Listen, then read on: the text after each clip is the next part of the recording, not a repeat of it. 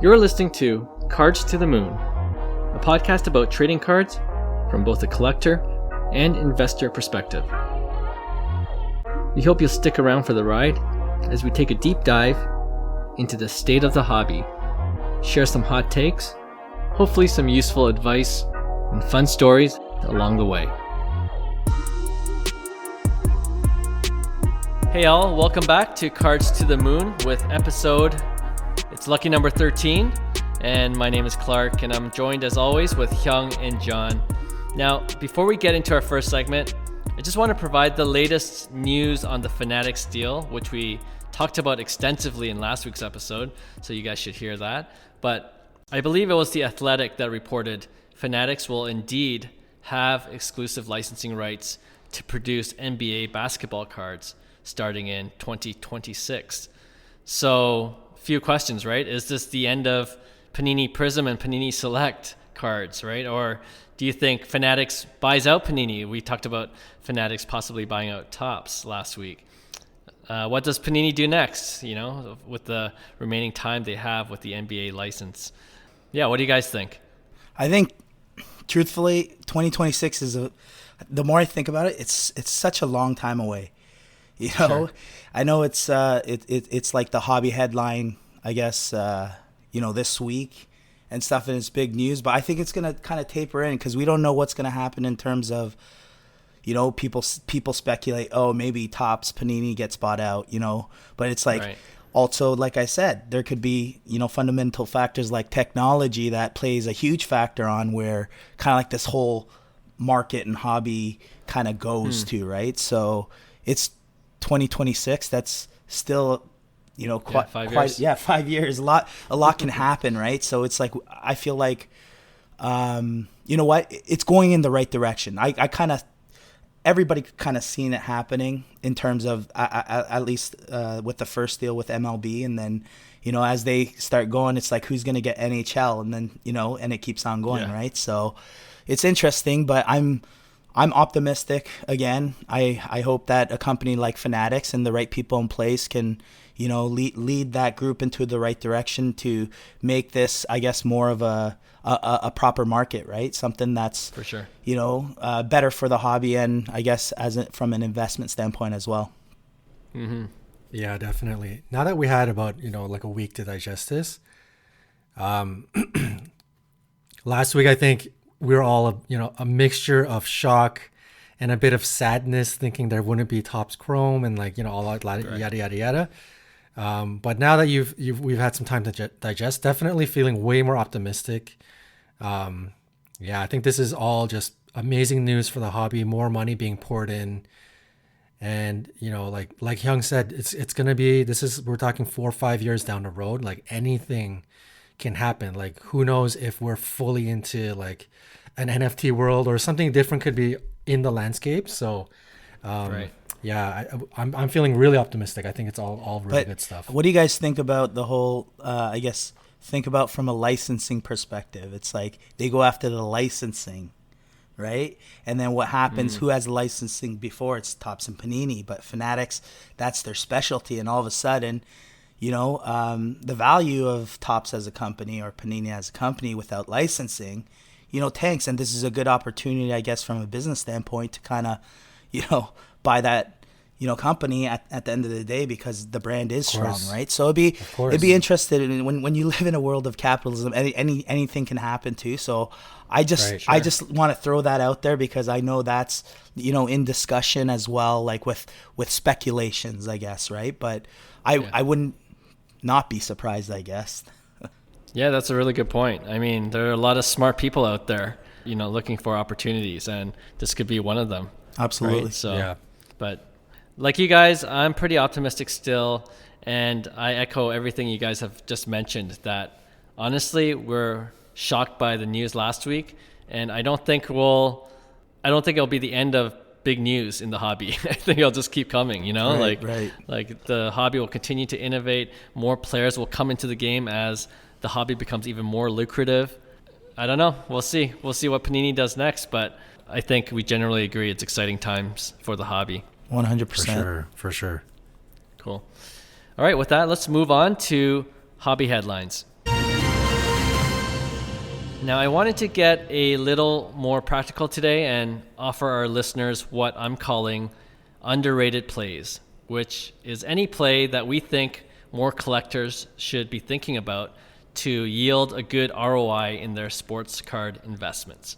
All right, so I can start things off to give you a quick example, and it's actually something I mentioned last week in our, I believe it was in our On a Budget segment, which is to start investing in SGC 10 graded cards or SGC 1010 for autograph graded cards. And my reasoning is with PSA and Beckett grading services temporarily suspending most of their services to catch up on their backlog, I think SGC has been a great option for a growing number of collectors who want their cards graded. Like, people just want their cards graded, right? Mm-hmm. And more importantly, not to wait 6 months to over a year to get it back. Mm-hmm. So SGC is definitely filling in that void nicely, and I think more collectors will actually start to submit their cards with them even when PSA and BGS resume with their regular services. I think the price point is just right for SGC right now. Who knows if they'll change in the future? And I think the turnaround times, like, people are actually surprised that they're getting their cards back 2 to 3 weeks after they submit it, and because we're so used to PSA and BGS holding the cards for months, several months to a year at a time. And one final point, if you look at some comps of PSA graded cards or even the BGS graded cards versus the SGC graded cards of the same player, I think, John, you mentioned it before, that gap in value is closing.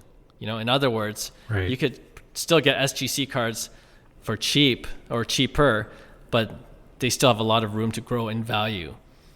And no, I want to make it clear, we're not getting paid by SGC. I'm not saying this because of that. So this is my honest, non-biased opinion, all right? I'm not going to lie. Last couple of weeks, Clark, I was looking for SGC slabs. I honestly didn't even know how to search it. I didn't know what to search or how do I invest in SGC slabs particularly. So I just put SGC 10, and then a bunch of random stuff came out. But I mean, I think it's a smart move. I think if you think about it, what difference is there? It's just brand value right now. And if SGC does their quality work like they claim, and I don't see why long term it can't be a sound investment as well, for sure. Right. Yeah. And if you notice some of the comments that kind of go around in the social media space, I know a lot of people have sort of been complaining that PSA has been way tougher than they usually would have been 12 months ago. A lot of people have noticed BGS. I mean, Hyung has some examples in hand where BGS seemingly is getting a little bit tougher on autos, maybe a little bit tougher on some of their grading scales. And with SGC, I feel like they've been very consistent. I haven't really heard people say or complain that they've gotten tougher or they've changed. So I haven't really seen that criticism in SGC. So that might be a really good thing for them as well. Sure. Nice. I guess I'll share my kind of tip. One thing that I do, obviously everybody knows that I love to rip. Something that I think a lot of people in this hobby just can't, run away from. It's like the new release comes out. It's like, that it's not a sound investment. You're probably not going to hit anything, but there's that one chance you pull that. Still got to do it. You still got to do it. You got to try, right? And I think that's inevitable. So one way that I kind of, justify it at least is I like to hedge usually when I do rip. If I'm spending a few $100 on let's just say a hobby box, I would probably, some people would laugh at this, but up the budget a bit and, kind of double the budget and spend it on maybe a card that, you've been looking at that's a really good deal right now, right? That has a chance to kind of go up. And that way you're kind of, playing with house money in terms of, I don't like to call it house money, but you know what I mean? It's a lot easier to recoup that money if you don't hit anything. That's gonna return on your investment in terms of the ripping, right? So I like to hedge, and it's worked for me well because from a long-term perspective, if I'm ripping constantly throughout the year and I'm constantly following that pattern, I guarantee you throughout that year, I'm going to win out because the sound investments are going to grow enough where, I'm making enough money for my losses at least, right? So that's worked for me well. And I know people might be like, well, they don't have that budget, but that's what I tried doing. Just rip a little less and kind of, spend a little more when you do rip, right? Just to hedge that kind of like that bet, because ripping is overall very, very stupid. It's like a lotto play, right? But, absolutely. Hyung, can you give us an example of that, like you doing that in the past? Geez. No, that just justifies me buying slabs, right? But like, let's just say, for instance, I think Trae Young is cheap, still undervalued in some of his cards, right? So if I'm gonna open up, some select hobby box, let's just say, and drop $700-800 on a hobby box or whatever they are, and I feel like this Trae can grow a bit, $300-400. I'm halfway there in terms of, getting my money back at least on some of the box, right? And then if I do hit something, big, usually you're gonna win out on that side, right? So that's kind of like the hedging. I guess it's playing defense of a poor offense, a defensive strategy of a poor offense. Gotcha. I just chalk it up to a guy's night out. Yeah. We're older now. We're not going, we're not hitting the clubs and spending like dropping like 200-300.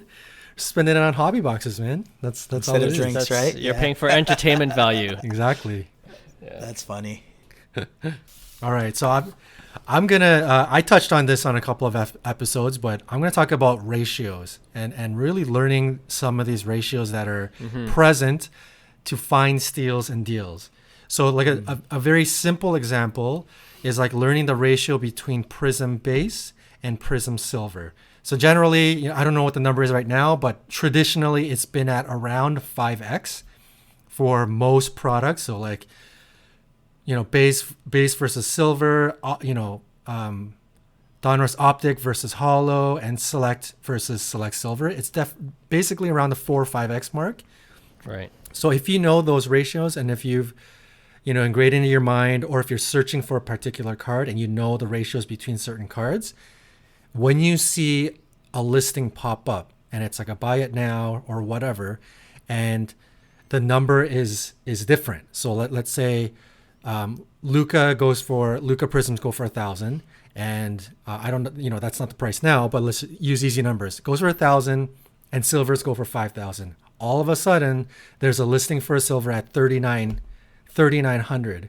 That's under that 5x mark, right? So what you're gonna start to search is, did the base go down, or is the silver cheap? What's going on here? Obviously, the ratio's off. Let me try to find out. And then eventually, you do quick research and you'll find out, hey, I think this silver is cheap. And those are those opportunities you pick up on, right? So, like a perfect example actually that happened in the past. I wanted to go back in a story. Like when we were young, starting off in the 90s, it was awesome to get whatever Griffey rookie cards, Juan Gonzalez rookie cards. But if you ended up getting them autographed, like that was even cooler. Like it was like, oh my gosh, you have like the rookie, Todd Van Poppel autographed rookie card. Like that was the coolest thing on the playground. And even in collecting, like that's why people were lining up in front of the stadiums and like trying to get those autographs. And obviously somewhere down the road, the hobby said, the autograph actually ruins the integrity of the original rookie card, and it actually devalued, right? Right. But now that we're in this grading world and you got these dual autos, and when you get an autograph manually autographed on the card, it's not like a Panini certified. It's like you physically got the autograph from Mike Trout, and then, it gets encased and you get that dual 10. Like that's valuable now, right? It's kind of like the world has changed. For sure. And the example I want to use is Hyung recognized that. He was like, you know what? I think there is a really good opportunity here. And he went and picked up the Mike Trout update rookie card.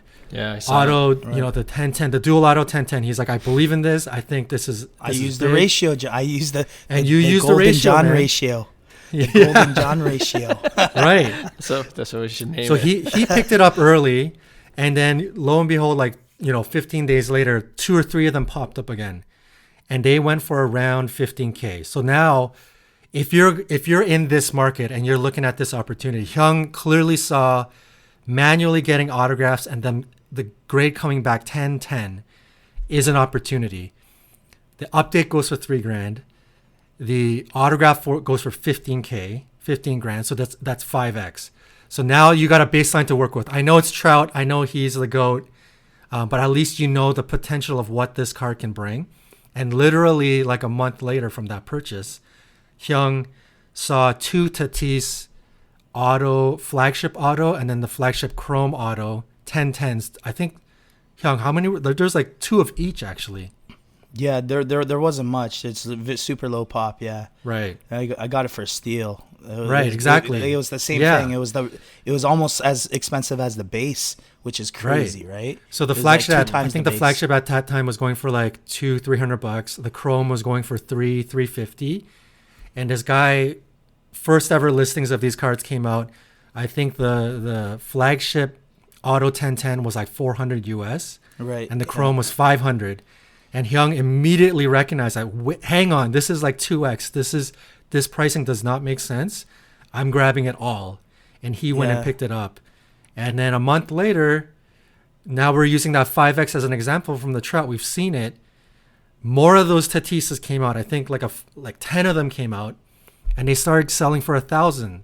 The flagship sold for 1,000, which is around 5x. And then the chrome started selling for around 1,500, which is around 5x. So that's what I'm saying. I think that's a perfect example of Hyung taking advantage of these ratios, recognizing them, and then using that knowledge to his advantage to like pick up quick on an opportunity when it presented itself, right? I did. Yeah, I sold that Tatis, one of the chromes, for 2K. Actually, yeah, it was like literally 3-4 months after that. So it was a nice little flip. Crazy. That's why I also bought 2 of them, right? Because I wanted to sell one, make my money back, and then kind of just lock one in the safe. I think they're pop 6, so I knew that they were going to be a big card. But a lot of people don't like them for some reason. But I'll keep stacking them. I always think of having like a OPG Wayne Gretzky auto, or that. The OG, 79 OPG with an autograph, or like the Trout auto, on his rookie card. I personally like autos on that, but yeah, you're right, John. Those ratios really helped me out in terms of determining whether it was a good buy, right? Even like numbered cards, for instance, when you're talking about hollows, it's like I laugh kind of when I see low numbered cards going for the same price as a hollow, something that's like super low pop, numbered, and the same version of the hollow it's going for the same price, right? So I think understanding ratios is a great kind of way to get ahead of maybe buy a card that's maybe undervalued, right? So so anyways, I mean there's more ways you can uncover it, but that was just one of I thought of like a good example amongst the 3 of us. Yeah, that's a good one for sure. And I think I mentioned before too, like I can't remember which episode, but I like occasionally looking at the buy it now listings that are newly listed, because you could find some good deals. And what you're saying is using ratios could be a great way to determine very quickly if it's a good deal or not. Because sometimes it might be priced lower than you think, but if you don't do your ratios, if you don't check the other listings, the whole market might just be down at the moment. And you might not be getting the deal that you think you are. But that's why you check those ratios to see, hey, this might be a good bargain, actually. Yeah. Cool. I think this will be a good reoccurring segment too. We're always learning something about the hobby, and I feel oftentimes, more often than not, we're right. Sometimes we're wrong. And we'll share those in the dead wrong segment, right? No, we've taken L's. No, we've taken L's. We're trying to be as transparent as possible. All right, moving on to our next segment then. It's called Fast 5. We've done this before, but if you're new to the podcast, it's where I'll throw out 5 names of athletes, and you tell me if you would buy, sell, or hold on their sports cards in general. Today, I just picked out a general theme for this segment, and that's newly retired athletes. All right. I just want to kind of get your thoughts where you think the value of these newly retired athletes are in terms of their sports cards.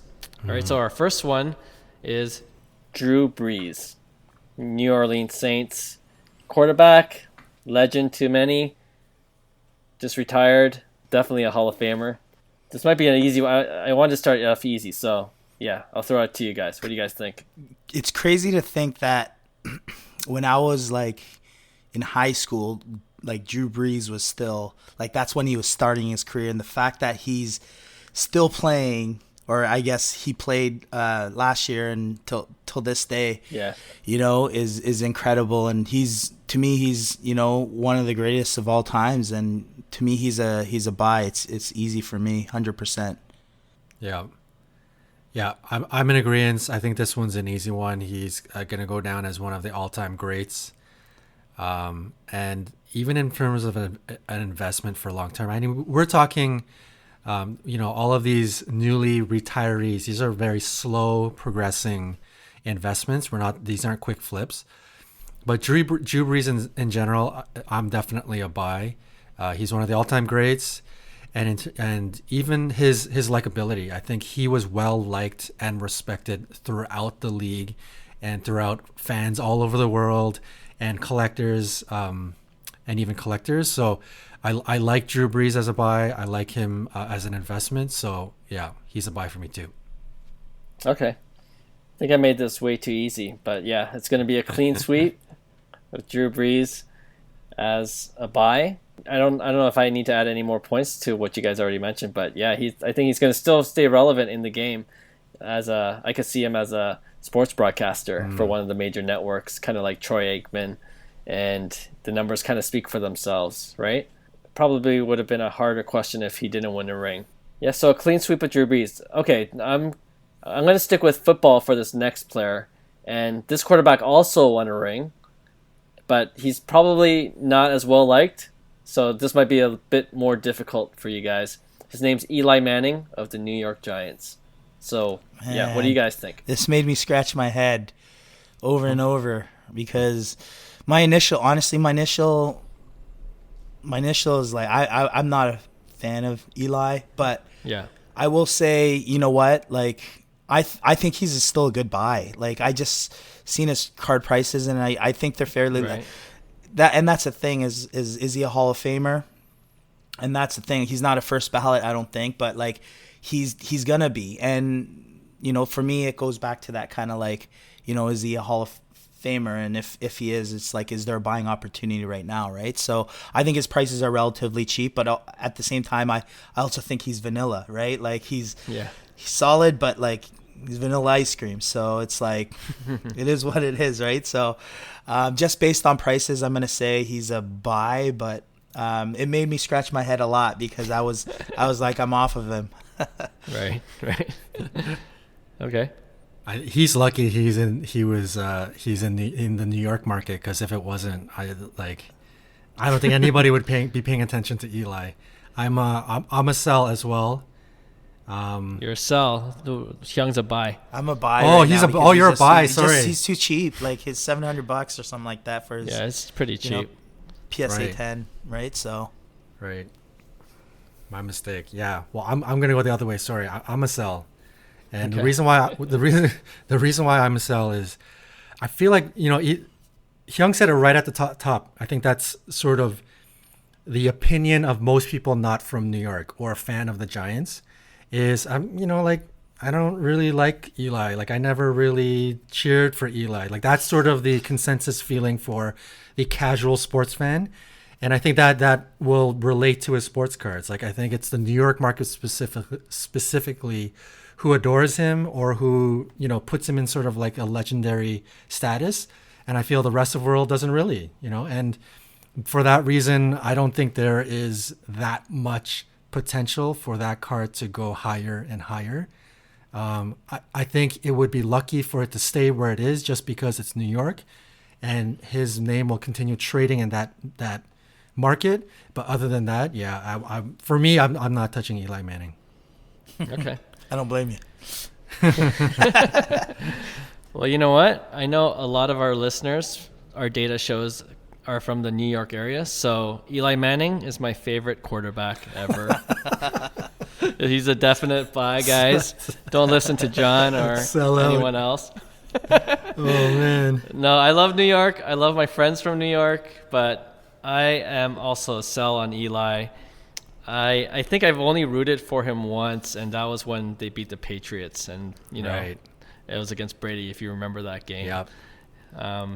But, yeah, I agree with Hyung, too, in this regard. Like, when I think of Eli Manning, he's pretty vanilla. Like, I think he's more known to be Peyton Manning's younger brother, too, to be honest. It doesn't help, right? Yeah, to be overshadowed. Yeah, to be overshadowed by Peyton, right? And you see Peyton's cards; it's the moon. It's insane. That's the only reason crazy. I say, But Peyton's on a different level. He was, for sure, 100%. You guys think Eli would be a Hall of Famer if he didn't have a ring?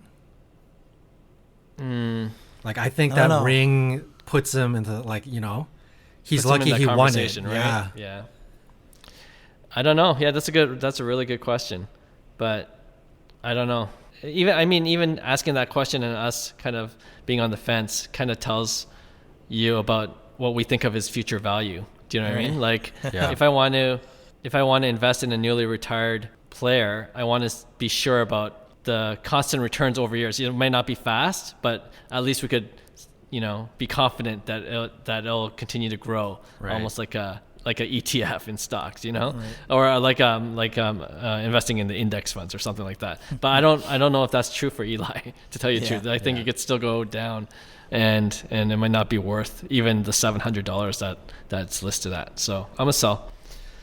All right, we'll move on to baseball, and I don't know if it's me growing up in the 90s and watching a player that was just a little bit taller than me. I'm a short guy, but just being amazing with the power, like Dustin Pedroia, the Boston Red Sox, like he was the guy I always rooted for, even as a Jays fan in the AL East. But, Dustin Pedroia kind of fell off like the last several years with injuries, and I think he might have stayed in the league a little bit too long, and he just faded.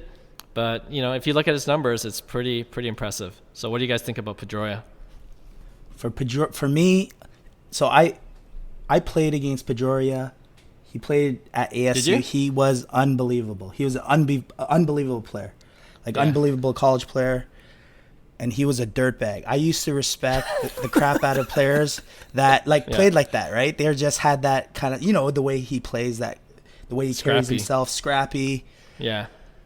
But you know what? Like, for the hobby, from an investment standpoint, the collector side, of course, I'm buying, but from an investment standpoint, I don't think he's gonna ever be relevant, in the news, outside that will, make his prices swing in any given way, right? So sure. For me, it's like if you're in as a collector, then buy. So in my case, I have a pretty cool story. Like, I played against that guy, and he was a dirtbag, and he was a great player. We beat them in the regionals. They are hosting. Just throwing that out there. We swept that regional in 2002. But and then we ended up losing to Texas in the Supers.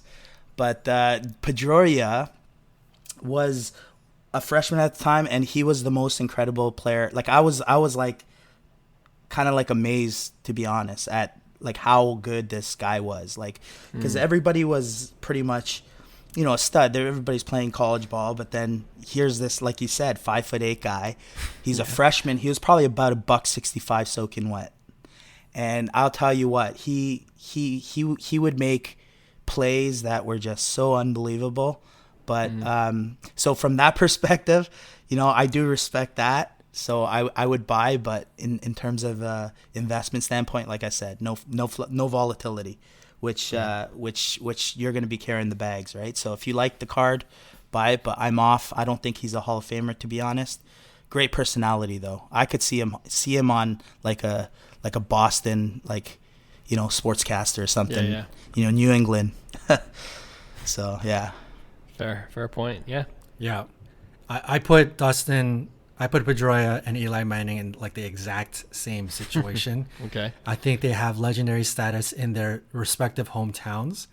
But other than that, I really don't see anything. Like Hyung said, there's nothing there for me to see as an investment for it to move the needle. I don't think there are enough Pedroia fans outside of Boston that care enough to really want to go heavy on Pedroia. He also reminds me of, like, for example, for us, it would be like Josh Donaldson. Like, Toronto fans would love Josh Donaldson, autograph cards, relics, rookie cards. But outside of Toronto, I don't think there are many people, even though Josh Donaldson he's getting close to carving out a Hall of Fame career. I don't think there's anybody outside of Toronto that really cares about Josh Donaldson. And I could be wrong, but I kind of put all of these guys in that category where they're hometown heroes. But beyond that, there's nothing there for me to want to invest in. So it's an easy one. It's a sell for me. All right, another sweep, guys. I thought, I would try to get all nostalgic with Dustin Pedroia with you guys, but I love him as a player. That's about it. Oh man, he was amazing. He was amazing to watch in his prime, though. Like he was unbelievable. And with Ortiz, like that team was incredible. But yeah, Dustin Pedroia. I don't think I need to add any more points to what you guys already said. More of a hometown guy, hometown hero, and just for me personally too, it'll be great for my personal collection. But yeah, I don't see it as a wise investment in the hobby. All right, let's move on then to tennis this time. And I'm going to throw out Maria Sharapova because she used to be on top of the world, amazing to watch, and she was relevant beyond tennis. And I feel like she's one of those players that kind of disappeared quickly too, maybe because of injuries. And her retirement's like, oh, when she announced it, you're like, oh, she's still playing? That kind of feeling, right? So What do you guys think about Sharapova? You know what? I used to watch Sharapova a lot, like kind of like back in, I guess it would be what years would it be? I guess high school, college, like way back.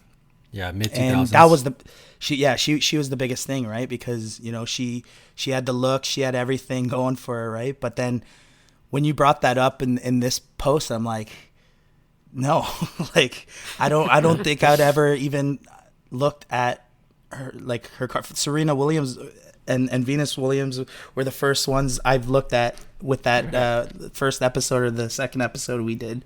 But in terms of Sharapova, I'm off on cards, like completely. I'm a sell. Sorry, there's nothing for me there. I don't think I would ever even try to sell if I had as well. So I'm a sell. Okay. This is a tough one because I don't think there's really anything out there for Sharapova. The only thing that's really caught on for tennis, and we mentioned it before, is NetPro. And I think Sharapova was too young. I don't think she was in any of those NetPro cards. So if NetPro is the only one that's sort of recognizable, there's no Upper Deck, there's no Tops. There's really, I think there's a newer Tops with Naomi Osaka, but obviously Maria's not in that either. So she's really got nothing. Other than I really I quickly did a search and there's some obscure tennis cards that she's in. And there's some obscure auto tennis cards. And I'm not about that right now. I think it's just way, way too niche. So I'm a sell. But with that being said, in the future, if there is, I don't know, like an Upper Deck Exquisite and then Maria Sharapova auto comes out, I still do think that has the legs to, be a decent investment. She still is really popular. People, had a lot of guys had a lot of crushes on her and all of that stuff. Like she's relevant in that sense. So in the future, if there are, some kind of main company auto card of a Maria Sharapova comes out, like Allen and Ginter or something, I don't know if one exists, but it might not be a bad play. But in terms of right now, what I'm seeing and just seeing these really, really niche tennis cards, no, she's a sell for me. Well, it's funny you said Allen Ginter because there is a Sharapova Allen Ginter. I actually seen it. Okay, yes. There is. And you know how I love my Allen and Ginter, right? So here we go. I think there's a red ink one that's currently listed. I'm just looking at it right now for, so we know for you're 900. We know you're devil's advocate. Hold on for a sec while I buy this right now. But I am, oh man, I'm going to say buy only because I feel that alternative sports like tennis will gain steam in the future. I know this is more of a long-term play, but her cards, because there aren't a lot, and the ones that are out there that are graded are pretty cheap, like under 200. So it's not a big risk, but I think tennis as a sport will continue to grow.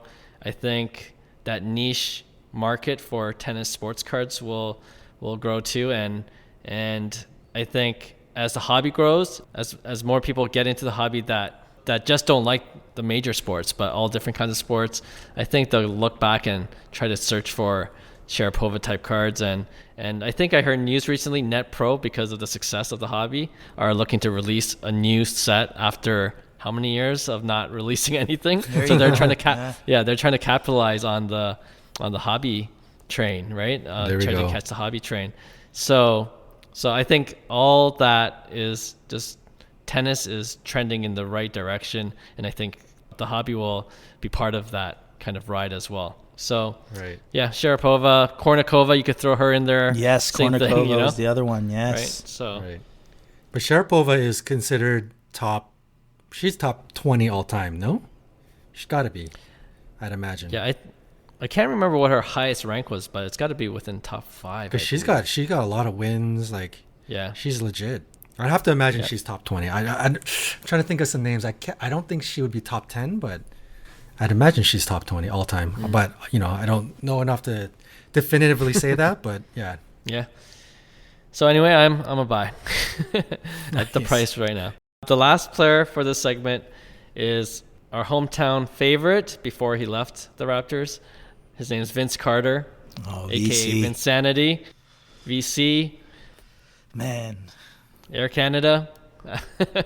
So what do you think? He's one of those athletes that never won a chip too, right? And has played for multiple teams, was a role player in his latter years.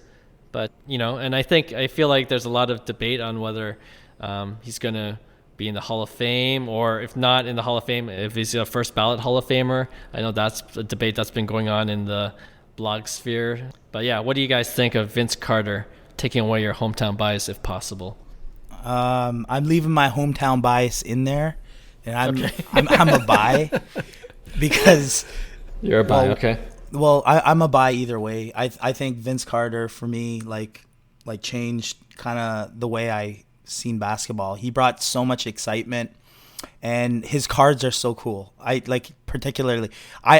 have to say buy just because I bought the 2021 Prism. I've been buying Vince Carter's actually. I think he's underpriced, and I think it's a smart play there. So I've been actually buying him because I think that 2021 Prism is such an awesome card, and he has a few cards that I think are kind of iconic in his own ways. I think his refractor is awesome. His rookie refractor, his Topps Chrome is amazing. Chrome. Such a sick card. So I think there's always going to be a market. And, we know how Toronto is. Like, Vince Carter is, that the years he brought here in Toronto were so incredible, so fun.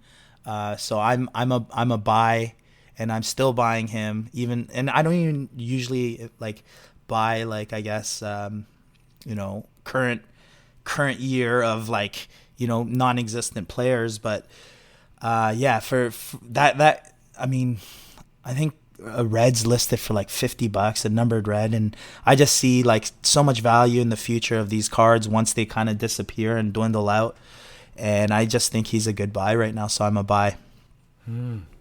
Cool. Yeah, there's some awesome cards, man. There's the Panini 1-in-1 auto, the memorable. Yeah, that's a sick card. I wanted one of those. Yeah. And then there's a Vince Kaboom in the Raptors jersey. That's another sick one. Right. Yeah. Yeah. I cannot help it but include my emotions in this. We all know. I think you're asking the wrong guys. I know, right? We all went on that emotional roller coaster. Everybody was 100% in love with Vince, then 100% hated Vince. Right. And now it's somewhere in between, and that's where I am. I'm right in the middle. I'm indifferent. I don't love him. I don't hate him. I don't, particularly really care. I get great memories, but for that reason, I'm a sell. Like I can't get, like as a Raptors fan, you look back and you want to get some cards of like all-time Raptors. Like we're all gonna try to collect some PC cards, and I always think to myself, oh yeah, Vince Carter. Like you gotta get a Vince Carter PC. And anytime I look and I search and I just can't pull the trigger. I don't know why. I think there's still a little bit of like backdoor resentment that I'm holding, but for some reason I can't buy. So because I'm not buying, I'm not going to tell the world to buy. So I'm going to sell. I'm going to say sell. Okay. I'm a little surprised by your answer. It sounds like you were going to say buy, and then you just kind of flipped the switch. Yeah. So I'm telling you, Vince, man, he put us on a roller coaster of emotions. That guy, freaking guy. I don't know if you're in the majority. I feel like he went from hero to villain, and I feel like he's a hero again for a lot of Toronto Raptors fans. There's a lot of people who like him again. Yeah. Yep. And people just kind of buried the hatchet. and Vince has shown his love to Toronto again, So I'm a buy. Like, I love Vince. I got his SP Authentic numbered rookie card. Oh, that's one of a good his better one. rookie cards. Yeah. Yeah. I think it's to 3,500. And that was, I think that was like the hottest rookie card when he first came out. It was like beating Topps Finest and all of those guys. Yep. And big time card. And it's not, he doesn't have a lot of numbered rookie cards. I think that's one of the few that he has. And his PSA 10, I think I just saw listed for under $2,000, which I think for a player like Vince over time, I think that's going to be a bargain, to tell you the truth. Right. And it's a numbered card, like I mentioned. So I think there's value to be had in Vince Carter rookie cards. He's, I think, a sports correspondent with ESPN, so he's still staying relevant in the game. And I think people are going to see when they look at his highlight reels, like he had some amazing dunks. And I think he, in a way, like really made, I don't want to say revolutionize the game, but definitely people tried to really be as flashy as Vince Carter because of what he was doing. And just look at the players now. Like so many of them say Vince Carter is who they grew up watching, that are in the league right now. Do you know what I mean? Right. Yeah, for sure. So VC is a buy for me. And I looked up to the Panini Prism. I didn't know that card you're talking about, Hyung, but that card looks sick too. It's so a I'm gonna have card. to. A number. Think of the gold. I'm telling you, the gold's gonna go for a nice amount. Like if that's gonna be a sick card. That the LeBron gold went for I think somebody's selling it for $13,000 right now for the PS1. Is this the retro? Is this the retro card you're talking about? The dunk one. The Kobe dunk tribute card. The tribute card. Yeah, that one's a nice card too. It's so sick. Yeah. So I think like I said, like a gold or a colored Vince Carter in that 2021. I think it's a great. You buy that raw, pretty cheap. Yeah. Get that graded, sit on it. That becomes. I mean, people will want that card. I'll tell you that. After this show, I'm going to do that. Look at that card, go buy it, grade it with SGC, and then yes, and then we're off to the races. There you go. Live what you preach, right? Yeah. All right, that wraps up our Fast Five segment, and we have one more segment today, and it's called Pick One. This is where each of us pits two players or cards against one another, and we choose which one we'd rather invest in. All right, so who wants to lead off the segment? I'll lead off this segment, and okay. I picked Yadi Molina because obviously the news came out where he announced his retirement for next year, signed a 1-year extension, and he's in the news, and I'm a huge Yadi fan too. I think he's one of the best defensive catchers in the game. I put him up against another, I think, underrated baseball guy in Joey Votto. And both have, I guess they don't have a lot of cards out there. So it's hard to find even a Joey Votto like a PSA 10, for instance, or anything like that, right? So I'm putting Yadi versus Joey up in my first pick one. Okay. Oh man, this was a really hard one. Joey, being the Canadian guy, hits home. I think his one I think it was a podcast or something where he rubbed Canadians the wrong way. He said something, might have got taken out of context, but he said something about it was the WBC, I think. It was like he couldn't play or something like that. Yeah, he's like, I don't care about Canada. Who cares about it anyways, or something. I don't know. It was bad, and all these Canadians kind of turned on him. And anyways, this is tough because I think Yadi cards. What does the Chrome go for? Like $1,000 or more than that? Like he's up there, right? Yadi Chromes are up to probably 1,300 around. Right. I think. Yeah. I think so he's somewhere around there. He's again on that train of like popularity. I think the whole baseball community, like a lot of people like him. He's got kind of like that bad boy look, but then like he's got a likability factor, right? Like he hustles hard, he plays hard, he doesn't take any BS from nobody. He has that style, right? So he has a likability about him, and I think that's what makes his card so valuable because a lot of people outside of his hometown like him. Joey Votto has a lot to grow. I believe with his recent play, his card has already kind of doubled, but we're talking doubled from 100 to 200, so we're not still not talking a lot of money. Right. And Joey revitalized his career. I think he was on the track of maybe going to the Hall of Fame and then just fell off the face of the planet. And people probably said, you know what? I don't think it was enough. And now he's just out of nowhere. He's balling out again. And that Hall of Fame consideration, like that talk is back in, right? So I personally like Molina. Like if I were to personally buy a card, I like Molina because I like him. I like him in general, like as a fan. But I'm gonna say Joey Votto for investment purposes. I think has the better chance to give you a return from this year to the next couple of years. I think Joey Votto's got the best chance to give you some good money. So I'm going Joey Votto. Okay. I thought you were gonna say Molina. Yeah. I thought Johnny was gonna say Molina. Yeah. I'll let you on a secret. I actually was going to say Molina, and last second I went Joey Votto. He's like, damn it, Votto. Yeah. It's like, I love Molina, but I'm going Votto. Yeah. This is tough for me, too, because I obviously grew up watching those guys play, especially during their prime years. And, yeah, in their prime years, they're top 5, right, in their relative positions. But I don't know if it's my catcher bias, which is I don't like investing in catchers in general. I know people feel the same way about pitchers. We were kind of talking about that before we started recording. So I think for that reason, I'm going with Joey Votto. And yeah, it's crazy what he's doing this year. Like seriously, it looks like he was done last year, and then he just kind of went on this resurgence. And the Reds are in the playoff race, so I think if they continue to do well this season, like that's only going to be even more valuable for Joey Votto collectors. And I also like his weird kind of personality off the field. Like he's kind of kooky, right? Like the things he says, I find him funny for some reason because he's so random at times, right? And I think for that, like people talk about him, people are like, what did Joey Votto say this time? And, and I know that incident that you're talking about, Johnny, but when Tony Fernandez passed away, one of our hometown favorites, I know Joey Votto paid tribute to him. So he's still Canadian through and through, I think. Yeah.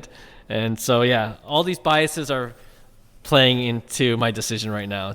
Canadian boy and non-catcher, so I'm gonna go with Votto. So we got two on Votto, eh? Mm-hmm.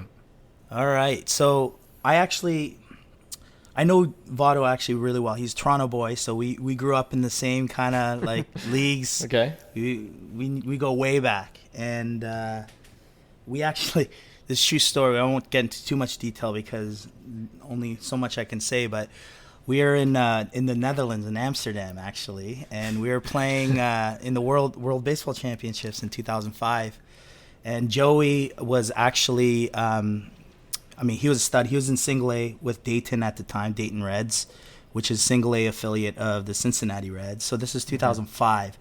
So we ended up. This guy was in the minors, but he was unbelievable at the time. This is when he started like really turning a feather and really like, getting up there. And then we played Team Korea, and that after that game, he got literally offered like a boatload of money to go to Korea right now to play. Like they wanted to sign him, like because one of the Korean coaches were kind of on one of the professional teams, and they made some calls, and they really were approaching, Votto, and he just kind of just like smirk. He goes, "I would make a lot more money than that," and then he just basically declined, right? But that's the personality you get. But my whole point was we were in Amsterdam, and we ended up placing like 7th place. So we're in Amsterdam for 2 weeks. So I'll leave it at that. That's where we got lost in Amsterdam for 2 weeks with Joey Votto. It was the most insane thing. But other than that, I believe that from an investment standpoint, I think I believe Yadi actually has a lot more volatility and opportunity to make some money, I think, within the next few years. I think Joey Votto still has some time to play. And I think Yadi Molina will be a Hall of Famer. And I think he's going to, besides Pudge Rodriguez, I don't see any defensive catcher better than, Yadi ever, right? So for me, from an investment standpoint, I'm going Yadi. But I'm going Joey just because, I have some cool stories with him, and, it's a personal kind of like connection there. So I've been looking for Votto cards always and stuff like that, but it's tough. Like I said, it's tough to find. It's not easy to find, good Votto cards. It's been almost like 15 or 20 years, right? So, and it goes the same way with, I guess, Yadi as well, but I'm going to go Yadi in terms of the investment purposes because I think there's opportunity to grow. I think there's going to be a little hype surrounding him with, Hall of Fame talks within the next, few years or whenever that does take place. But I think he had a tremendous career. He's like ridiculous, like 9-time Gold Glove and like 5-time Platinum Glove. Like you're talking about, like ridiculous, kind of like accolades. I think 10-time All-Star. And so I think Joey has some playing to do, and I think eventually he'll get there. But I think Yadi just has a few more years on him, so I'm gonna go Yadi. Okay. For that, yeah. Sorry, that was a good one though. I just went left and then around there. Nice. No worries. John, you're up. All right, I'm gonna go with a theoretical trade. It's more to know your guys' reaction because I had a certain feeling when I saw this. This was a trade that happened in real life.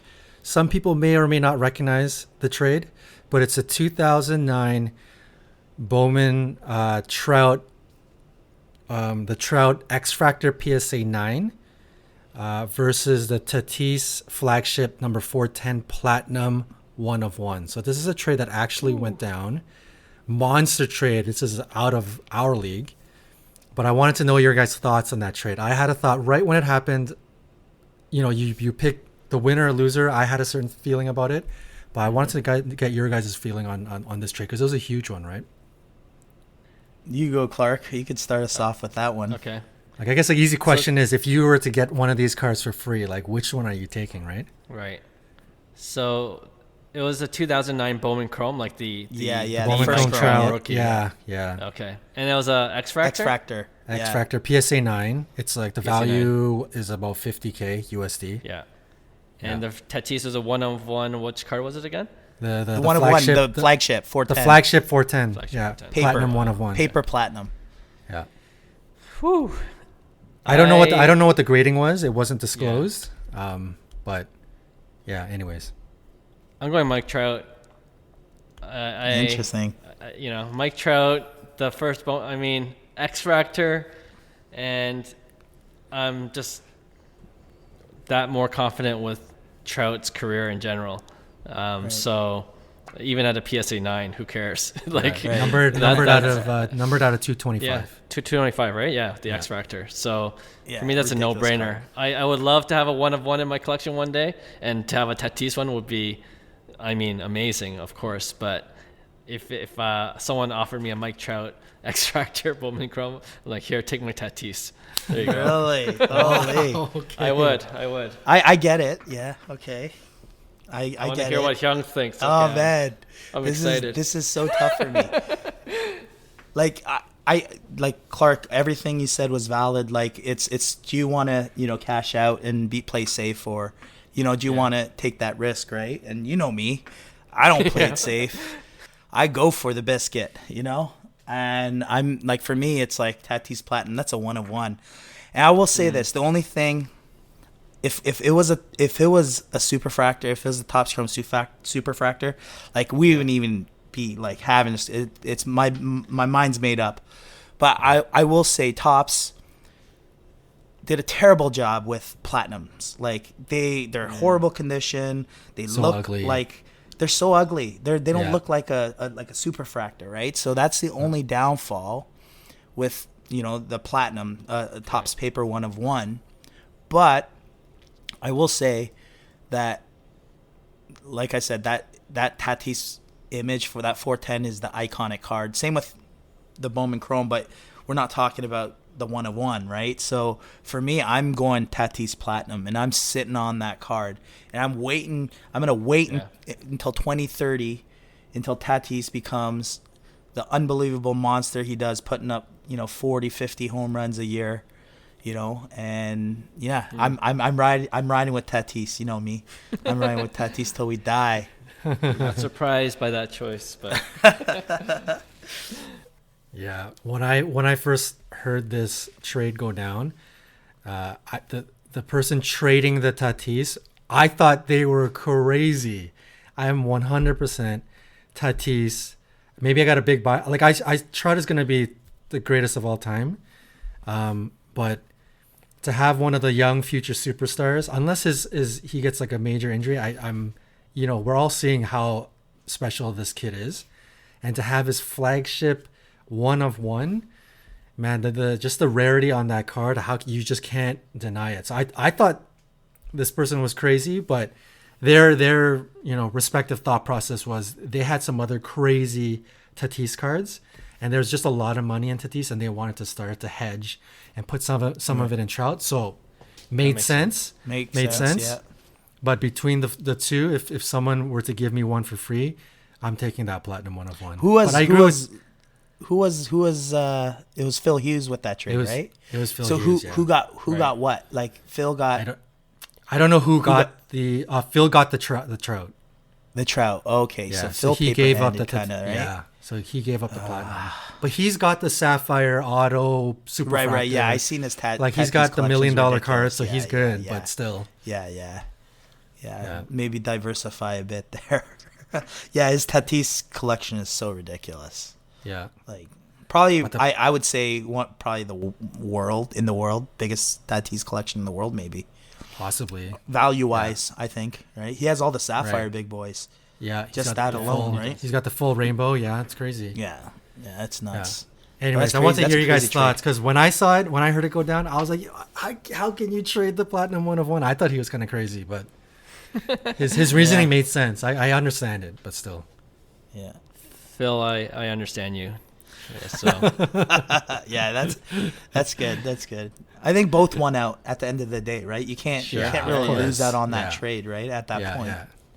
Cool. Yeah, that was a good one. I liked that hypothetical for us. If we're ever in that situation, that would be amazing, just to be in it. Yeah. Just to be able to have that conversation. But we'd love to hear what you guys think from our listeners. What would you do in that situation? Would you go for the Mike Trout, or would you go for the 1 of 1 Tatis? And you could always reach out to us at 5cardguys on Instagram, or email us at hello@5cardguys.com. I think that's a good way to end off the episode. So thank you to our listeners, and as always, we appreciate it if you subscribe to our podcast, and we look forward to being here next week talking sports cards as usual. See you guys. Hey, thanks for listening to Cards to the Moon. We'd really appreciate you subscribing to our podcast wherever you listen to your podcasts. And you can also connect with each of us on Instagram at 5cardguys, or you can follow Hyung at Integrity Sports Cards or John at TradeU at Recess. You can also check us out at 5cardguys.com. Thanks again, and hope to connect soon.